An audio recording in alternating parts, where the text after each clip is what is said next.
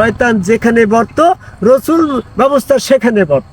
আজকে নভেম্বরের 29 তারিখ 2025 সাল। এই মুহূর্তে আমি আছি ঢাকা জেলার ডেমরা থানার কোনাপাড়া যে স্পট, সেখানে স্ট্যানফোর্ড ইউনিভার্সিটির যে ক্যাম্পাস এই হচ্ছে। সংক্ষিপ্ত পরিসরে আমি একটা কথা বলতে চাচ্ছি, যদি রসুল ব্যবস্থা শেষ হয়ে যায় তাহলে পরে আবু জেহেল কাফের সে সেদিন আল্লাহকে প্রশ্ন করবে এইভাবে যে আমি মোহাম্মদ সাল্লাল্লাহু আলাইহি ওয়াসাল্লাম এর পিরিয়ডে জন্মগ্রহণ করেছি, আমি মোহাম্মদ সাল্লাল্লাহু আলাইহি ওয়াসাল্লামকে রসুল হিসাবে অস্বীকার করে কাফের হয়েছি। যদি আমার জন্ম মোহাম্মদ সাল্লাল্লাহু আলাইহি ওয়াসাল্লামের ওই পিরিয়ডে না হতো তাহলে তারা আমি কাফের হতাম। যেমন ঈসা মোহাম্মদ সাল্লাল্লাহু আলাইহি ওয়াসাল্লামের মাঝখানে 500 বছর গ্যাপ গেছে।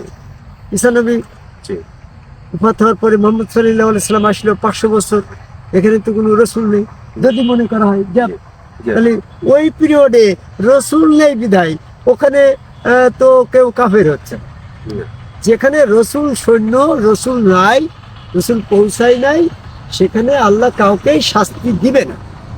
সূরা বনী ইসরাঈলের 15 নম্বর আয়াতে এটা, রসুল না পাঠিয়ে আমি কাউকে শাস্তি দিই না। আর রসুল না পাঠিয়ে যদি আল্লাহ কাউকে শাস্তি দেয় তাহলে তারা এরকম প্রশ্ন করবে যে আমাদের কাছে রসুল পাঠালে না কেন, পাঠালে আমি মুমিন হতাম।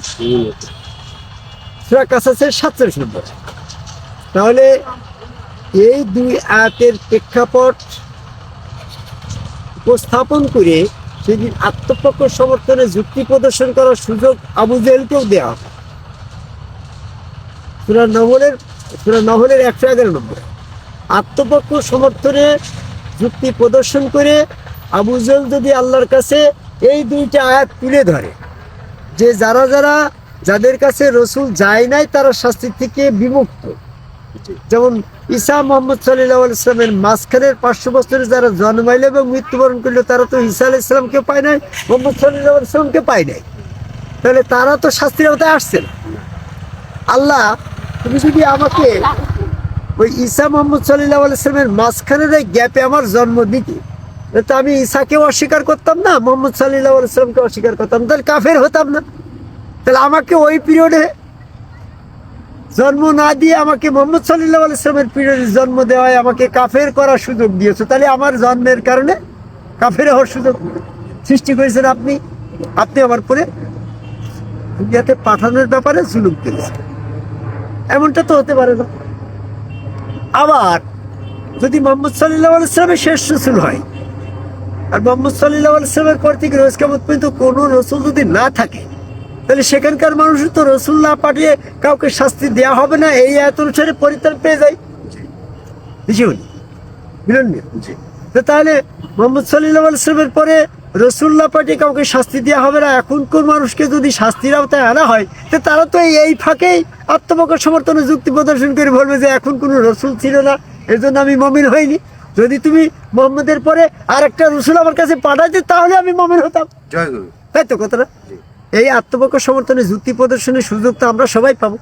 তাহলে এই ফাঁক দিয়ে আমরা যখন বেরিয়ে যাবো, আবু জেহেল তখন ওখানে আর্গুমেন্ট করবে আল্লাহর কাছে, আল্লাহ এই মোহাম্মদ সাল্লাল্লাহু আলাইহি ওয়াসাল্লামের পরের মানুষ তো সব রসুল না থাকার কারণে বেহেশতে চলে গেল, শাস্তি থেকে রেহাই পেল, আমাকে যদি তুমি ওই পিরিয়ডে জন্মটা দিতে তাহলে আমিও তো ওই ফাঁক দিয়ে বেহেশতে চলে যেতে পারতাম, আমার তো মোহাম্মদ সাল্লাল্লাহু আলাইহি ওয়াসাল্লামকে অস্বীকার করে কাফের হওয়া লাগতো না। তাই তো জোরে বলছি, মানে শব্দের ক্রিয়ার কারণে বিষয়টা বুঝতে পারছো তো? জোরে আসতে বলার ভিতরে শর্ত বিষয়টা বোঝার বিষয়। এই জন্য আল্লাহ তখন এমনটা বলছেন যে রসুল সার্বক্ষণিক ব্যবস্থা রাখা হয়েছে, শয়তান যতদিন জীবিত থাকবে রসুল ব্যবস্থা ততদিন জীবিত থাকবে, কারণ রসুল ছাড়া তো মানুষ শয়তান থেকে পবিত্র হতে পারছে না। সূরা বাকারা 111 নম্বর আয়াত। এই জন্য রসুল ব্যবস্থাকে সার্বক্ষণিক রাখা হয়েছে। তার প্রমাণ দেখো, দুই নবীর মধ্যবর্তী ঈসা মোহাম্মদ সাল্লাল্লাহু আলাইহি ওয়াসাল্লামের মাঝখানে 500 বছর ওখানেও গ্যাপে রসুল ছিল, সূরা মায়দার 19 নম্বর আয়াত। এবং মোহাম্মদ সাল্লাল্লাহু আলাইহি ওয়াসাল্লাম শেষ রসুল, এই মর্মে কোরআনে কোনো আয়াত নেই। উনি মোহাম্মদ সাল্লাল্লাহু আলাইহি ওয়াসাল্লাম শেষ নবী, আয়াত আসছে। শেষ রসুল ব্যবস্থাটা আয়াত আসে নাই, এই যে উনি যে পরবর্তীতে রিসালত দিয়ে গেল তার কয়েকটা আয়াত আসছে। যেমন নবী মোহাম্মদ সাল্লাল্লাহু আলাইহি ওয়াসাল্লামের পরে দুইটা পদ, হিসেবে কয়টা পদ? দুইটা। একটা নবুয়ত পদ, এটা স্টপ হয়ে গেল সূরা আহজাবের 40 নম্বর আয়াত। আর রিসালত পদ, যে নবী মোহাম্মদ সাল্লাল্লাহু আলাইহি ওয়াসাল্লামের পরে দুটো পদ, তার প্রমাণ দেখো। প্রত্যেক নবীর পরে নবুয়ত দেওয়া হয়েছে সূরা ইমরানের 79 নম্বর আয়াত। প্রত্যেক নবীর পরেই রিসালত দেওয়া হয়েছে সূরা জিনের 23 নম্বর আয়াত। এতে বলা হয়েছে ইল্লাল বালাগা মিনাল্লাহি ওয়া রাসালাতিহি, এখানে রিসালত শব্দ আসছে। এই রিসালতটা হস্তান্তরযোগ্য সূরা আনামের 124 নম্বর আয়াত। মুহাম্মদ সাল্লাল্লাহু আলাইহি ওয়াসাল্লামের কাছে রিসালত হস্তান্তর করার ব্যাপারে আল্লাহ অঙ্গীকার নিল সূরা ইমরানের 81 নম্বর আয়াত, যে রিসালত দিয়ে এক একজন নবী এক একজন রাসূলকে সাহায্য করে দাও। তাহলে এই আয়াতের অঙ্গীকার পালন করার জন্য নবী মুহাম্মদ সাল্লাল্লাহু আলাইহি ওয়াসাল্লামের পরে সূরা মাইদার 67 নম্বর আয়াতটা নাজিল হলো, হে রাসূল তোমার পরে যে ওহী নাজিল হয়েছিল এই অঙ্গীকারটা রিসালাত পৌঁছে দেওয়ার অঙ্গীকারের ওহীটা তুমি পৌঁছে দাও না কেন? ওয়া মা বালাগতা রিসালাতি, যদি তুমি রিসালাত পৌঁছে না দাও তাহলে তোমার কিছুই করা হলো না। সূরা মাইদার 67 নম্বর আয়াত নাজিল হওয়ার পরে হযরত মুহাম্মদ সাল্লাল্লাহু আলাইহি ওয়াসাল্লাম হযরত আলীকে রিসালাত দিয়ে রাসূল পদে রেখে গেল, এই জন্য রাসূল ব্যবস্থা সার্বক্ষণিক হয়ে গেল।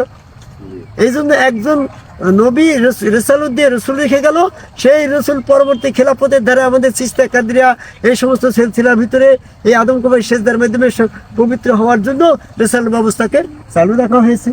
এই জন্য আবু জেহেলের সুযোগ নাই। হ্যাঁ, এই তোমার সূরা নহলে 174 নম্বর 111 নম্বর আয়াতের আত্মপক্ষ সমর্থনে যুক্তি প্রদর্শন করার সুযোগ নাই, কারণ রসুল ব্যবস্থা শয়তান যেখানে বর্ত রসুল ব্যবস্থা সেখানে বর্ত। এই জন্য এখন রোজ কিয়ামত পর্যন্ত শয়তান আছে, রোজ কিয়ামত পর্যন্ত রসুল আছে। বর্তমান আদম কবর সেজদাকারী এই সম্মুখ গুরুগণ রসুল, এই রসুলের কাছে এসে বায়াত গ্রহণ করে আমাদেরকে রসুলের মাধ্যমে রসুল ব্যবস্থার মাধ্যমে আদম কবর সেজদা করে সেখানে শয়তান থেকে পবিত্র হয়ে আমাদেরকে এরকম মৃত্যুর পরে আমাদের ইমান পরীক্ষা করার জন্য যখন পায়ে সেজদা দিতে বলা হবে সূরা কালামের 42-43 নম্বর আয়াত, তখন যেন আমরা আদম কবর আল্লাহকে সেজদার মাধ্যমে এখানে যারা ইমান অর্জন করি তারা সেদিন সেজদা দিয়েই জান্নাতে যেতে পারবো। তাই রসুল ব্যবস্থার সার্বক্ষণিক আছে।